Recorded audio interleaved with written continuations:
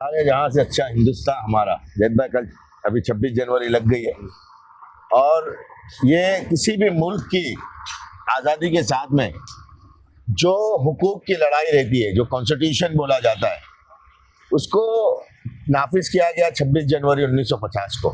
ये हर हिंदुस्तानी के लिए फख्र की बात है कि आज़ादी के साथ में हमारा एक कानून जिसके तहत हर मजहब के साथ में जीने की आज़ादी इस मुल्क के अंदर।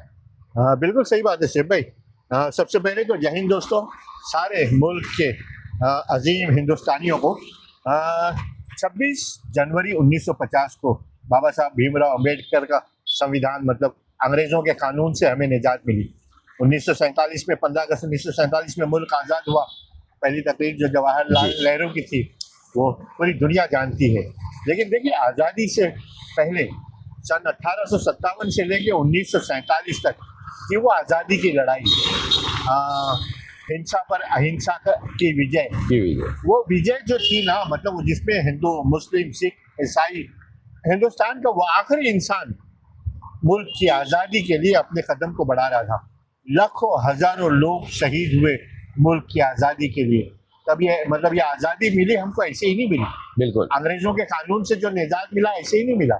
इसमें तमाम मुल्क के हिंदुस्तानियों ने, मतलब उन नवाबों ने जो पहली जंग लड़ी 1857 की, उसके बाद में जो राजा खूब लड़ी मर्दानी थी, झांसी वाली रानी थी, कैसी कैसी लड़ाइयाँ हुई। हाँ बिल्कुल, कि ये जो आज़ादी है और ये सारी चीज़ें जो है आज़ादी के साथ में इस मुल्क के अंदर जीने के जो हुकूक है वो बहुत इम्पोर्टेंट है। आज का दिन जो है 26 जनवरी, क्योंकि अच्छा एक सवाल ये है ना कि लोगों, हम यंग जनरेशन, ये 26 जनवरी को ही ये दिन क्यों मनाया जाता है? उसके लिए भी पीछे हिस्ट्री है। उसके पीछे भी मतलब 1930 में हाँ, जो जवाहरलाल नेहरू आज़ादी की मतलब जो अनाउंस किया गया था, मतलब वो हाँ जी, मुकम्मल भारत चाहिए, मुकम्मल भारत चाहिए। तो वो दिन को मद्देनजर रखते हुए 26 जनवरी 1950 में मतलब ये इस दिन को चुना गया। और फर्स्ट इंडियन प्रेसिडेंट भी जो थे डॉक्टर राजेंद्र प्रसाद साहब, जो पंडित जवाहरलाल नेहरू थे। ये तो आज़ादी के पहले देखो, जमीयतुल उलमा, मुस्लिम उलमा, हिंदू सूफी संत, तमाम लोगों ने मुल्क की आज़ादी के लिए कितनी जद्दोजहद की। राजा महाराजा ने शहादत दी, गरीबों ने शहादत दी, और इसी बुनियाद पे मुल्क आज़ाद हुआ। और बिल्कुल कि इसके अंदर जो है तमाम हिंदुस्तान के रहने वाले हर मजहब के आदमी ने जो है हर मजहब से जुड़ा हुआ, चाहे वो जितनी उसकी ताकत थी वो मतलब सिर्फ मर्द ही ने, औरतों ने भी जो है बढ़ चढ़ के इसके अंदर कुर्बानी दी। और इस मकसद को जो है हमको भूलना नहीं चाहिए, क्योंकि ये मुल्क बहुत असीम है और बहुत कुर्बानियों के बाद वजूद में आया। उसी की देन है हमारे जो संविधान आया। देखिए, अमीरी गरीबी और वो मजहब की बुनियाद पर कोई छोटा बड़ा नहीं, सबको एक जैसा संविधान, एक जैसी ताकत और सबके लिए बराबर के हुकूक। कितना प्यारा संविधान बाबा साहब भीमराव अम्बेडकर ने लिखा। ये तो आज़ादी से पहले और संविधान की बात हुई, लेकिन आज़ादी के बाद देखिए पंडित जवाहरलाल नेहरू जो प्राइम मिनिस्टर हुए तो कितनी तरक्की हुई मुल्क की। जो मुल्क सुई नहीं बना सकता था उसने एरोप्लेन बनाया, एम्स जैसे बनाए, भेल बनाए, पूरे हवाई मतलब एयरपोर्ट का एक सिस्टम दिया, पूरी बंदरगाहों का एक सिस्टम दिया, मतलब डिफेंस में हम एटमी पावर बने। मतलब मुल्क दिन ब दिन तरक्की करते गया। तालीम के मैदान में वो बहुत आगे गया। लेकिन अभी शेफे में आपको रोकते हुए कहना चाहता हूँ कि अभी देखिए मुल्क के आगे अभी जो समस्या है, अमीर और बोलते ना सक्सेस और अमीर, कामयाब कंपनी कौन सी होती, कामयाब मुल्क के जो प्रॉफिट में है, जो प्रॉफिट में हो।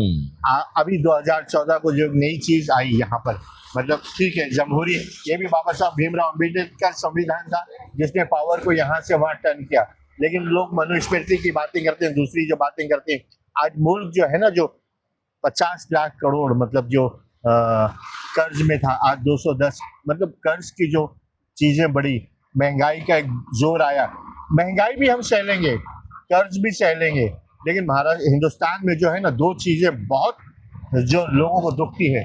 एक तो वो सांप्रदायिक ताकतें जो मजहब की बुनियाद पे हिंदुस्तानियों को बांटने का काम कर रही, और सबसे बड़ा दीमक जो है इस मुल्क में वो भ्रष्टाचार है, करप्शन है। आप देखिए, आज मुल्क में 10% लोगों के पास पूरे मुल्क की दौलत है। 90% लोग, आज हमारा वो जो कहते हैं ना पर कैपिटल इनकम कहाँ से कहाँ चला गया। तो मुल्क की आज़ादी के साथ तो खुशहाली जो है ना, हिंदुस्तान में कोने में बैठा हुआ उस आदमी को भी मिलनी चाहिए। आज लोगों के पास तालीम का क्या निज़ाम है, हेल्थ का क्या निज़ाम है, ये सारी चीज़ें हुकूमतों को गौर करना चाहिए।